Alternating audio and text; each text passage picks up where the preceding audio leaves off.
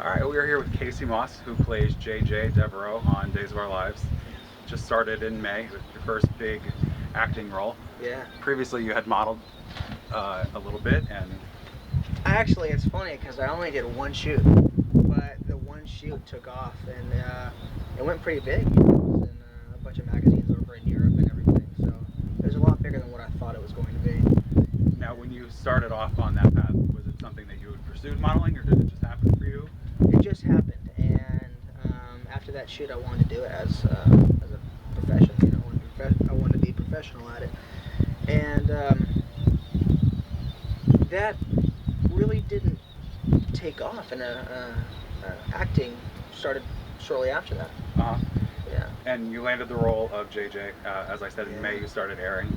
Yeah. JJ is kind of a difficult little character. What do you Very like much. about? You don't have to give storyline information away. It's not kind Okay. of that kind of interview. This is about you as Casey. Okay. What was it like jumping in as one of the children of a legacy character? I was extremely thankful. I was extremely thankful for that, and it was nice to know that I was going to be working with experienced actors. You know, such as Missy and Sean and Kate Mancy. You know, they're all very, very great to work with. But when I got the role, I thought to myself, like, wow, this is a very big role to get, you know, for your first role. And all I could think to myself was that I was extremely thankful to be where I am right now. You are obviously very humble and Thank you. down to earth. I know this is your starting point to your career. Do you think? What do you think would make you stay in that humble path, or do you know your personality well enough to know that you're not going to change? Casey Moss will be the same today as if he hits a huge movie role. Casey's Moss is going to be the same. Yeah. Yeah. I was a very confused child when I was younger. Mm-hmm. And the moment I hit 16, I started to think for myself, and I started to question things, you know, and I didn't want to continue. I didn't want to continue to live the life that I was living. And so I read a lot of books, a lot of self-analyzing, and I met my girlfriend, and she's just absolutely amazing, you know, and her mother Suzanne and her father David, they taught me a lot just about life and just, you know, social cues and things like that. I was pretty rough around the edges. So, but it's been a very, very, very nice journey to get to where I am now. And of course, you know, it was rough and very difficult. But I definitely know who I am, you know, and I'm very comfortable with who I am. Speaking of your girlfriend McKenna, she wrote a song that you performed. Why don't you talk a little bit about your desire to be a singer and where that's headed? Yeah, the song is called Pour Down on Me. And I had this riff that's on the song a couple of years ago, and I was working with it and figuring out a couple of different melodies that I didn't like. And then I finally sat down. McKenna's like, we gotta finish this song, you know, because I'm getting irritated that we're not finishing this song. I'm like, okay, let's do it. So we sat down in the room for a couple of hours and finally came up with something that we like. Now, after that, I mean, before we started writing that song, I never really thought of myself as a singer. And after I sang that, something just popped with me, you know, being able to use your voice that way and being able to just belt out a note and hear the vibration in your face and in your mouth and everything. It's a really great experience. Yeah, so that's why I'm continuing to sing. Do you feel more comfortable when you're acting or when you're singing? Both. Equally? Both. Yeah. I'm very comfortable expressing. You know, that's why, you know, acting, it's a way of expression. You know, I'm very comfortable around that. What would your dream be? Are you looking to put out an album with your girlfriend, with her songs and you singing them, or is it too early on in the game to talk about that? That's what I want to do. I would love to put out an album. I would love to get a band together. That would be a blast, man. But I'm extremely busy with the show, you know, and I'm working all the time. So it's been difficult to really sit down and put the hours in for the material. But it'll happen eventually. Now, going back to that, the show, you were thrown into a pretty heavy storyline right off the bat. You gained fans right off the bat. What is that experience like from going, having it be your first acting gig, then all of a sudden you're blowing up where you're being recognized, and is that something that you had to get used to? Was it something you were prepared for already? I was definitely not prepared for it because I did an interview on the carpet a little while ago, and I told them that I work at a Thai restaurant before I got the gig. Right. And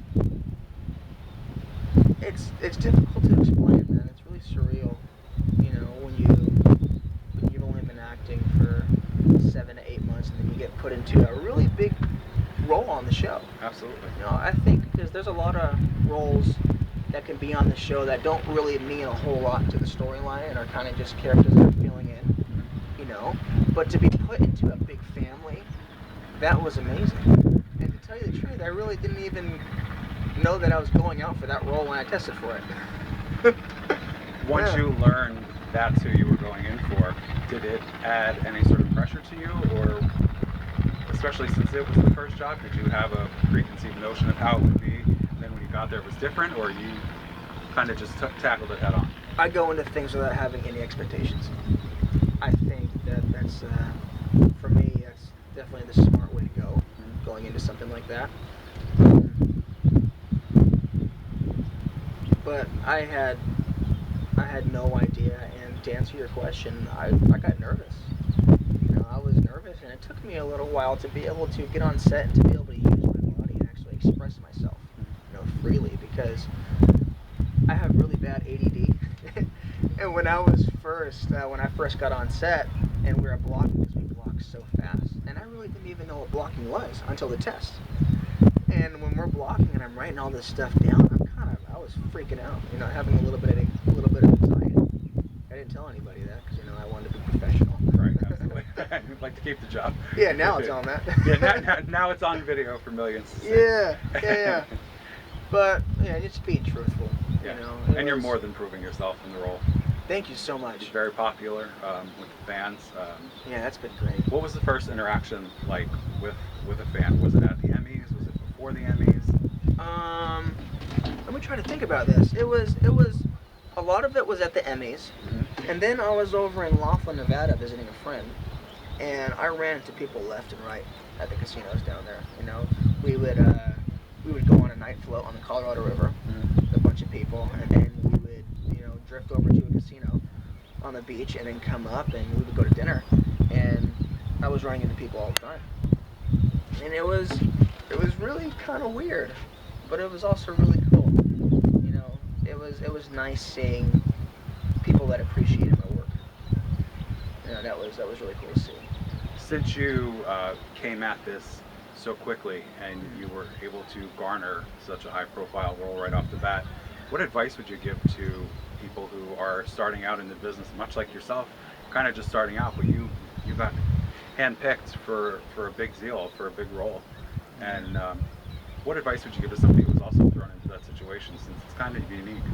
If they were being just thrown into the situation, I would say keep level-headed and work very, very hard. You know, because I still do. But even when I first got on the show, I would spend a good 10 hours on a packet, on a script of one episode. You know, just going through your choices and laying down your choices and working on your craft. You know, because then that might lead you to, you know, bigger things. So I would just say, just keep working at it and keep nurturing your craft. Does memorization come easy to you, or is it something you have to work on? I would say that I'm a little bit of a natural when it comes to memorizing. But being on the show definitely strengthened that muscle. And what advice would you give to somebody if they're having trouble with memorization? What is something that you do to get your lines down? Read your script over and over again. Does McKenna practice with you? Does she take Jen's lines or whoever's lines you're with? McKenna actually doesn't.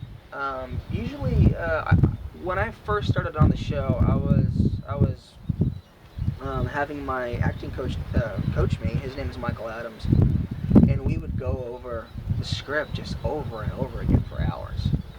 that would, strengthen your muscle. And before I started on set, before I started the show, when I knew that I got the show, my acting teacher was giving me scenes that are just huge monologues. So again, if someone was to be thrown in my situation, I would say learn the hardest scene you can possibly learn. Right. Learn as many lines as you can. And you nailed the soap look. Apparently, you have to do your end of commercial break soap look. How awkward is that to do as somebody who's just starting out? It's actually not that awkward. You randomly just stare like that off into Just stare. just react through a stare. I think actually what it is, a lot of people have told me, like, did they teach you the soap opera look and everything? And I'm like, no, they don't teach you anything like that. All it is living what you're feeling and then holding it. So there's no, like, or anything like right, that. So it doesn't look super cheesy. yeah, I feel like, just what you gotta do is just hold what you're feeling and living at the time. And that'll come through. And now, what are you looking to do in the future? I know you just started on days, so you're a long-term contract, but what would you be interested in doing in the future? Is there a certain film type of role you would like to go after, a sitcom? Do you have a comedic side to you? JJ's kind of heavy. Yeah. I start to get a little bit more comedic, throughout the episodes coming up. Okay. Yeah, I'm starting to get into my character acting. Does that help because Jen Lily's character and yours are starting to work more together? Yes. Yes, yeah. She's great, man. She's a piece of work on the show. yeah, I love working with her. Yeah. I've actually learned a lot from her, But I would love to do film. Yeah, that's what I would love to do. And I would love to put out an album, go on tour. I love playing music in front of people. Sharing how you're feeling with other people. That's why I love acting. It's both.